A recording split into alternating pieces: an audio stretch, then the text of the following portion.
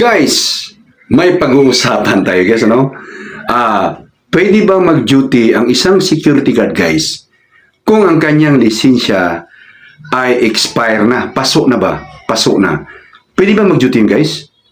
Kung gusto nyo malaman ang kasagutan guys, tara pag-usapan natin.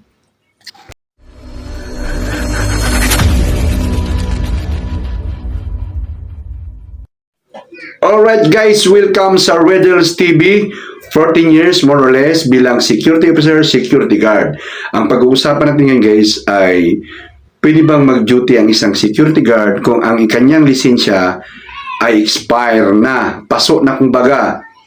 Diga, siguro pag-usapan na natin yung guys, no? So bago ang lahat guys, baka magulat kayo, bago pa kayo sa channel ko, kadadalaw lang ninyo, nakita nyo yung thumbnails, kaya kinilik nyo, gusto mong panoorin at nagulat ka, security officer, security guard, tapos parang rockers ang datingan.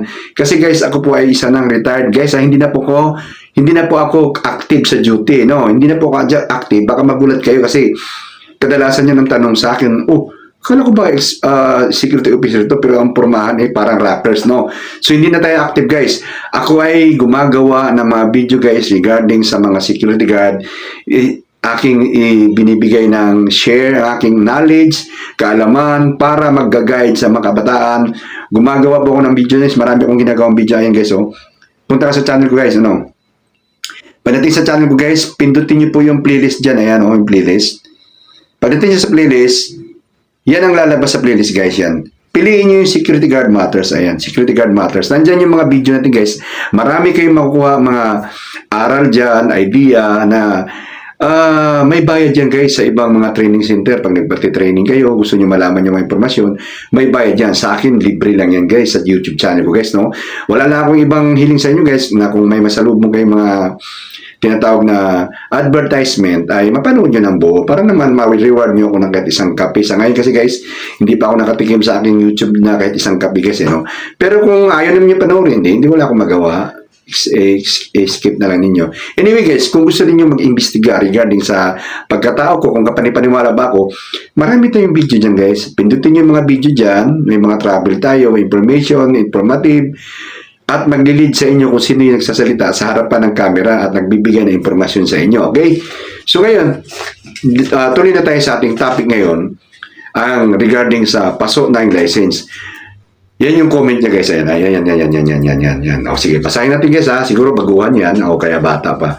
Sir, magtatanong po sana ako kung pwede pa po bang mag-duty kahit paso na yung lisensya. So, ano bang sagot natin dyan guys sa tanong niya? Ipapaliwanag ko sa inyo guys, ano? Yung kalakaran sa agency.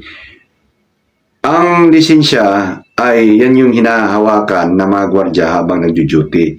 Ikaw ay tinatawag na qualified bilang security guard dahil sa lisensya mo. So ikaw ay kumbaga parang driver lang yan guys eh. Pag sinabing driver ka ba, kahit nagmamaniho ka na ng truck, yung sasakyan, nagda-drive ka, marunong ka mag-drive, pero wala kang lisensya, ang ibig sabihin guys, hindi ka driver. Kasi wala kang lisensya eh. Pero marunong ka mag-drive. Ganon din yan sa security guard guys. Habang nag-duty ka, tanungin ka, naka-uniforme ka, tayo muna, nakatayo ka dyan, nag-duty ka, sasabihin sa'yo security guard ka. Pero pagdating sa tinatawag na formality, hindi ka security guard dahil wala kang lisensya eh. Okay? So, sabi niya, paso, no? Ito guys, ang sagot natin dun sa katanungan niya, pwede ka mag-duty na kahit paso na ang lisensya mo. Baka tanongin nyo, bakit? Bakit? Anyway, ganito ang kwento ha. Ikukwento ko muna sa inyo. Kaming mga officer guys, ang tinatawag na normal na process ng license, bago mapaso yung lisensya, dapat 1 month or 2 months before mapaso ay mapaprocess mo na for renewal yan. So, ang ginagawa namin mga officer, kami mga officer malalaking detachment kami. Pag once mayroon kaming security guard na paso na ang lisensya na mag-duty sa detachment namin, ang mananagot noon sa agency at saka sa company ay yung officer, kami. So, ang ginagawa namin, every now and then, may tinatawag kaming in-charge officer doon. Ang tawag doon ay custodian officer. Custodian officer ang in-charge doon. Yun ang maglilista, magmumonitor sa mga lisensya ng security guard every now and then. Okay, so sa guard mounting namin, kung hindi nyo alam yung guard mounting, ano ba yung guard mounting? Yan yung video, ayan yung video. Yung link, pindutin nyo sa dyan sa may description box. Nandiyan yung link kung ano yung guard mounting, anong ibig sabihin. So, sa guard mounting namin, ay chine-check namin yan ang kanilang mga lisensya. Kung kailan mapapaso. Ngayon, pag 2 months na mapapaso na, i-require na namin na for process sa renewal. Dati kasi guys, nire-require kami ng retraining for renewal ng license. So, 1 linggo yun. Hindi ko lang alam kung implemented pa ba ngayon yan kasi parang hassle kasi sa mga security guard na 1 linggo walang duty. Alam mo naman mga security guard, maraming utang, maraming kapo. So, malaking hassle yung 1 linggo nagre-retraining ka. So, hindi ko lang alam kung nire-retraining nila o proseso na lang sa renewal dun sa Krami. So, bago mag 2 months, nire-require na namin yan na mag-renew na. So, after ng 1 month, ganun pa rin ako. Kumusta na yung, sir, on process pa po yung license ko. So, after ng mga kalahating buwan, asan na yung lisensya mo? Nilabas na ba yung renewal? Wala pa rin.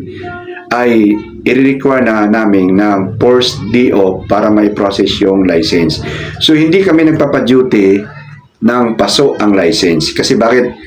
Ang detachment ang mananagot, ang officer in charge ang mananagot kung kami ay magpapaduty ng paso or expire yung license ng aming mga security guard. So, bakit ko sinabing pwede mag-duty ang security guard na pasok ang license?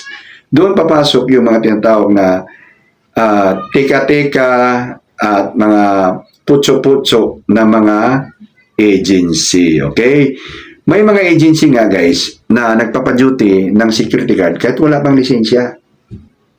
Kasi sila yung nagpaprocess ng lisensya ng guardian nila eh. Nagkukulang na sila sa tao. Kasi may mga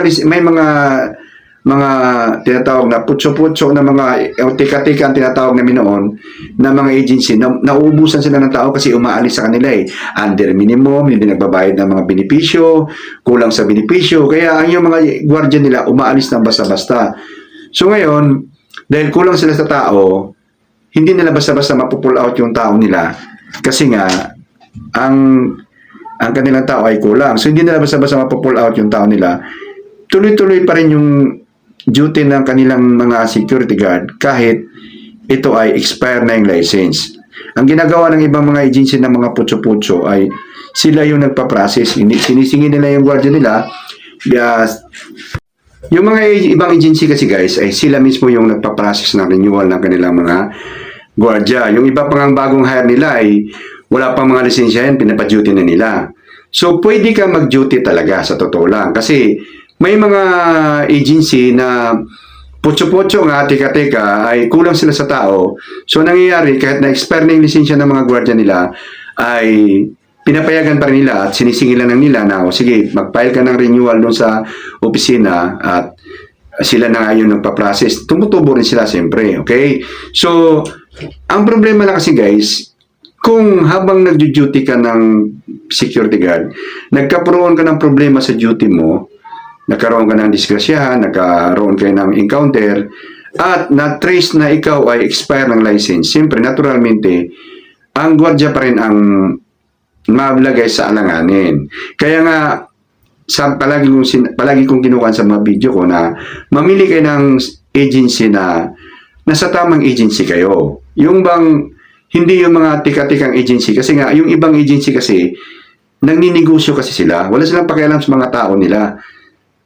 Ang pakialam nila, tumubo.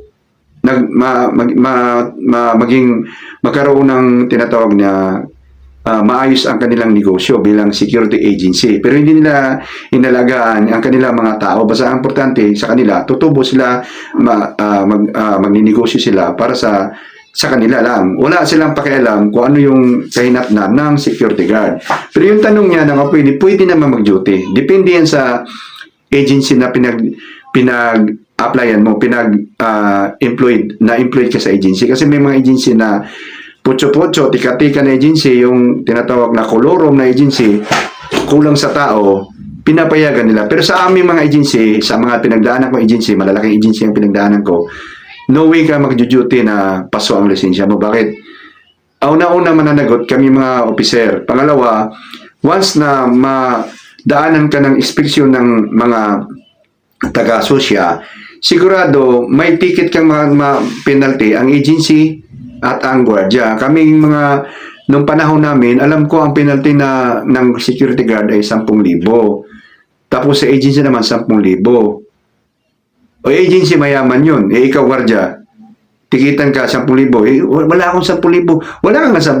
Pero pag ang agency naman magbabayad dun eh. Bayaran nyo yung gwardiya nyo. Pero koy daw ka, babawasan ka ng agency mo sa sweldo mo. So, baka abutin pa ng 2,000, tutubuan ka pa ng agency mo. Kasi, binayaran natin yung penalty mo. Kunwari, 10,000 lang penalty mo. Tapos, gawin nilang 12, may laban ka. Magrereklamo ka sa agency mo. Oh, di ba? So, kung ikaw, gwardiya, ngayon nanonood, bago ka pa, bata ka pa, wag mong hintayin na ma-expire ang lisensya mo. 2 months pa lang, mag-renew ka na. Sir, wala akong oras, sir eh. Alam nyo, maraming proseso ngayon. Ayaw kong sabihin sa mga video ko anong proseso na yan kasi public to eh. Baka sabihin ako nagtuturo sa inyo ng mga tinatawag na mga pinagbabawal na moves. Kumbaga ikaw nang bahalang gumalaw sa sarili mo na hindi ka mapahamak. Okay? So yung lisensya mo, alam mo yan eh. Alam natin yan mga security guard na kailangan yan sa duty natin. So wag mong pabayaan ma-expire ng ganun-ganun na lang. So habang nag-duty ka, mag-file ka na.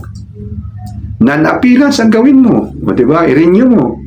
Punta ka sa agency mo kung may mga agency kasi sila lang i-renew eh. Sir, paano ba to? May expire na ako eh. Kasi yung ibang gwardiya, ayaw nilang mag-renew ng license nila. Gusto nila, hintayin nilang mapaso. Responsibilidad mo yan, ikaw security guard, na i-monitor mo yung papilis mo dahil para hindi ka mapahamak din. Kasi kung nag-duty ka na walang paso ang lisensya mo, mas lalo kang mapapahamak kung may mga insidente mangyari sa lugar mo. For example lang, accidental fire. Na-accidental fire ka, nakadisgrasya ka, nakatama ka, kahit hadaplis lang, inimbestigahan ka ng pulis doon, pagtingin sa lisensya mo, pasok na, hindi ka na security guard. Hindi ka na allowed mag-duty sa totoong proseso ng batas.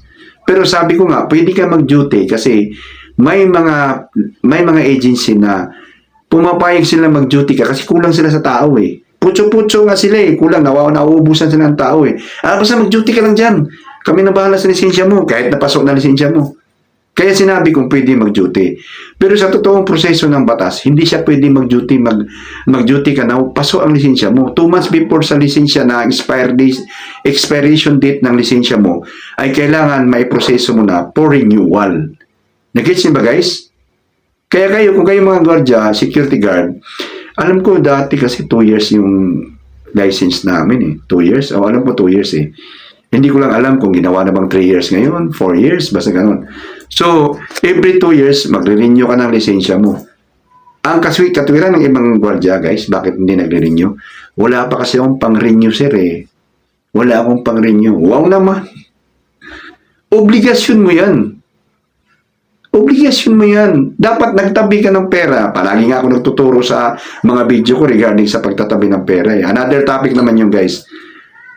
Walang ibang magbibigay ng sakripisyo o kaya walang ibang magbibigay ng suporta sa sarili, kundi sarili mo lang. Huwag kang immature na, wala pa akong pang-renew eh. Anong gusto mo mangyari? Ibang tao magbibigay sa'yo ng pera para mag-renew ka ng lisensya? Ganun ba yun? Alam mo namang security guard ka eh. Alam mo may obligasyon ka sa sarili mo na may lisensya kang ma-expire na i-renew mo. Dapat nagtabi ka na.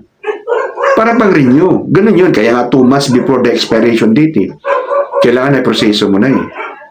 So yung tanong ni sir na pwede mag-duty na paso ang lisensya, sa totoong proseso ng batas, bawal yun. Hindi pwede yun. Kaso lang, sinagot kong, pwede ka mag-duty kasi may mga illegal na mga agency na pumapayag mag-duty kayo dahil kulang sila sa tao at ayaw nilang mabutasan yung kanilang mga kliyente, kaya pinapa-duty ka na hindi nila tinitingnan ang kapahamakan ng kanilang mga security guard. Pero tulad naming mga na-employed sa mga security agency na malalaki, sa officer pa lang monitor na namin. Once nakalusot ka sa amin sa mga officer, kami ang mananagot sa agency namin. Yun ang kagandahan pag nasa malaking detachment ka. Monitored ka at ipo-force D-off ka para mag-file ka ng renewal ng lisensya mo. Kaya nga 2 months kasi ang renewal ng lisensya, hindi natin alam kung gano'ng katagal yun ang prosesonan. Kasi alam mo na may mga undultuhan. So kailangan, paano kung ang lisensya mo ay hindi lumabas ng 1 month? Di 1 month ka walang trabaho. Baka pagbalik mo sa duty mo, wala ka ng dudutihan. Wala na, pinalitan ka na. Di ba? So kung ikaw ngayon security guard, huwag ka na maghintay na mapaso ang lisensya mo. 2 months pa lang bago mapaso, i-renew mo na. Di walang problema. Di ba? 2 months, renew ka, proseso na. Magka-undultuhan, 2 months, imposible namang madili-dili yun, imposible pang aabot ng 2 months yun. Kaya 1 month. Pero ang kami, 2 months pa lang nire-require na namin. I-renew mo na yung lisensya mo kasi papasok na. Ganun yung guys. So I hope na nasagot ko ang tanong ni Sir na pwede bang mag-duty na paso ang lisensya. Depende po yan sa agency yung pinag-dutihan mo. Kasi yung ibang kumpanya, wala naman silang pakialam sa mga gwardiya dyan eh. Kasi ang alam nila, minumonitor ng agency yan. So, depende yan sa agency mo. Kung ang agency mo ay putso-putso, teka-teka, kolorom, wala silang pakialam sa security guard nila kung mapahamak man o hindi. Basta ang importante, yung negosyo nilang agency, kumita sila. So, ikaw gwardiya, dapat knowledgeable ka sa trabaho mo bilang security guard. Kaya nandito ang Riddles TV para mag-guide, magturo sa inyo ang tamang proseso para hindi tayo mapahamak someday sa ating buhay bilang security guard. So guys, kung maliwanag sa inyo guys, ayaw mabigyan nyo ng like. Ngayon, kung malabo, magulo, hindi maganda ang pakinig nyo sa video ko, dislike the video guys. Dislike the video, okay? So, kung ano pang mga tanong nyo guys, may tanong kayo sa likod na inyong kaisipan, mag-comment lang. Mag-comment na guys. So, don't forget to subscribe pala guys sa mga bago nating viewers. Ayan. At yung ating notification bell, huwag kalimutan para updated sa video. Kita-kita tayo sa next video guys. Bye-bye guys. Bye-bye.